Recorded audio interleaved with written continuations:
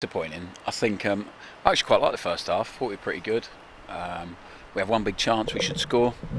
Ethan getting injured changed the game a little bit, I think, just in terms of mentality as well. And obviously lost an outlet because he was in the box, I think, 4 times in the first 15 minutes, squaring balls and being a real threat. And I think it just sort of disrupted the flow a little bit. Lads looked at him getting injured, and I think the intensity dropped a little bit. And it's tough. It's tough the last game of the season when there's not much to play for to really. And it's no excuse, but I said to the guys, we want to try and avoid as many games of these as possible. You know, next season I don't want to be in this position where we're at the end and there's nothing on it, and we don't feel. I just don't want to feel that way again. Really, it's a really disappointing way to finish the season. Where I feel they've grown so much. It's been a season of transition, of change, and I think ideally we would have finished the season with a better result, a better performance in the second half. It just after they scored, it just went all over the place really, and there was a lot of changes. Great to give Brook his debut. He's worked really hard in training. Another debut from this season, which is a real positive. Obviously I'm disappointed, but I'm not going to let that taint the way I feel about the season, about the group, and moving forward. And it's another lesson for us. There's no doubt about it. Another lesson to learn from, that if you are not playing, if we're going to play this way and we're not going to play with the required intensity, then it's going to be tough. All done. It did feel like it, like you said, the Ethan Laird's injury sort of took a little bit of the shine off it. How's he doing? He's okay. He's on crutches, bless him. But hopefully it's not too bad. But he's swollen up quite a lot. So hopefully for his sake and for Man United's sake, it doesn't. It sort of typifies it to the day really. Like, he's been brilliant for us. He's grown so much. And then his season ends like that, and our season ends the same way. So it's it's really disappointing. What I would say is, let's give some credit to Rochdale. I thought they were brilliant. I've got so much time and respect for the manager. I love the guy, the way he wants to play football. With limited resources, fantastic manager, fantastic person. Really enjoyed watching his team today. I think our players felt how a lot of teams feel when they play against us.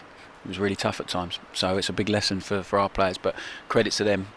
Done an incredible job over a period of time there, despite relegation, with what he has, and the way that his players improve is, as I said, really like him, and credit to them today.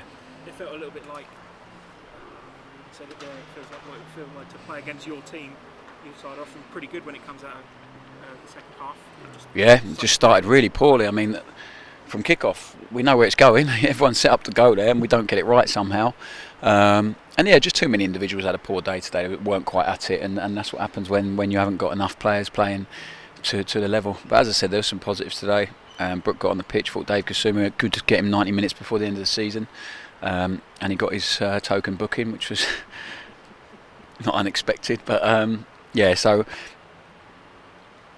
just, it's a frustrating way to finish. But I said to the guys in there, I'm incredibly proud of them this season. We're battling against a lot. The pitch has been tough.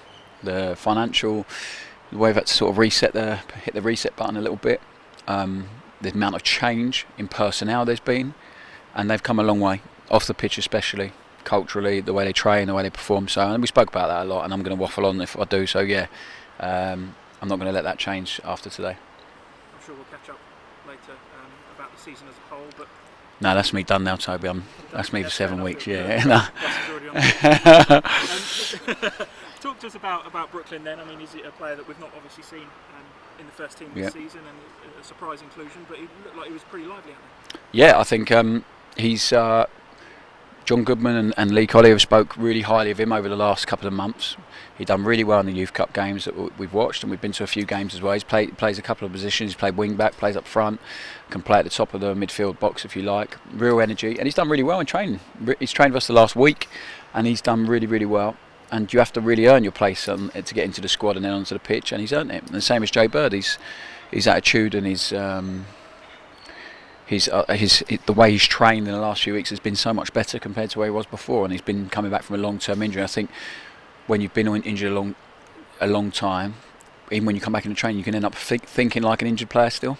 Thinking you'll still have to ease your way into it. But he's got rid of that the last few weeks, and that's why he's got a few minutes on the pitch over the last couple of games, and he's done well. So it stands as a good step. We have a really young group, a lot of players who have got a lot of improvement to make, and now we need to keep that group together. and try and improve next season. And that's the focus now. Today's gone. I think the guys will enjoy a bit of time together this afternoon, and then it's up to us to make sure we look forward and build and get ready for next season as early as possible. This feels like it's the first Russell Martin MK Dons team that you've properly been able to put together. This time last year was obviously a completely different scenario as to what we were saying goodbye to, but how emotional are you to say goodbye to some of the players that this is the last time you'll have them all together? Yeah, I think we just said it in the dressing room. We said it during a meeting this week as well, and it's what I said to you guys during the week. They're guys that have been such an important part of the process.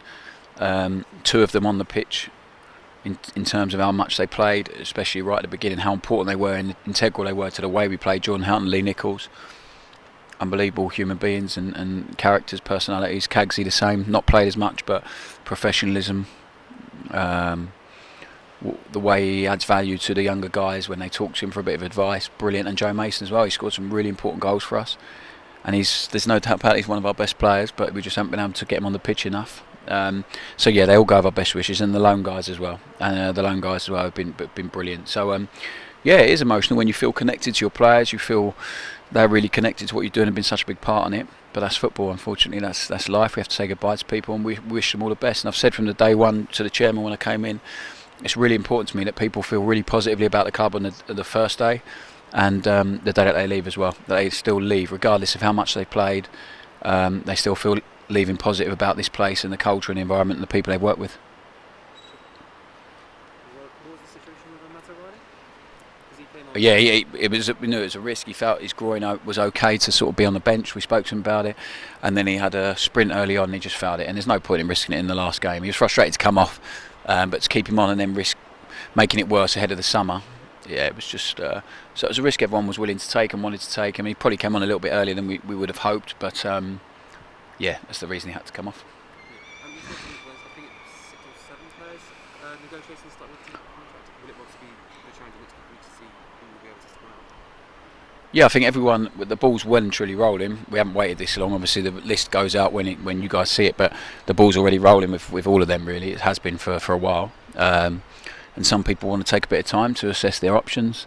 Some people are just trying to make sure that it's right for them in terms of the contract and negotiate. So yeah, we'll have to wait and see. But we're trying really hard and doing everything we can to keep the ones we want to, but within the budget, within the structure of the squad. So yeah, we'll have to wait and see. But hopeful that we can keep majority of them.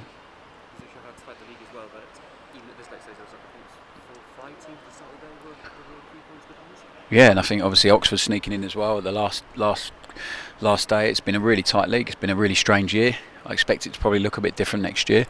We finished 13th, which is a big improvement on last season. The fact you've gone from 10th or whatever it was to 13th on the last day tells you how tight it is. So, but we have to improve on that next year, and that's what this summer is going to be all about, making sure we're ready to improve. And next season is going to be all about improving and making sure we finish higher than that. Yeah, I hope so. I think it's going to make a big difference to us, and going to make a big difference to football in general. Having fans back, it's been really different. It's been nowhere near as enjoyable. Maybe it's benefited a few people to get a lot of games and get experience without that added pressure. But next year it's another challenge. So we're looking forward to having everyone back. It'll make a big difference. Cheers, guys.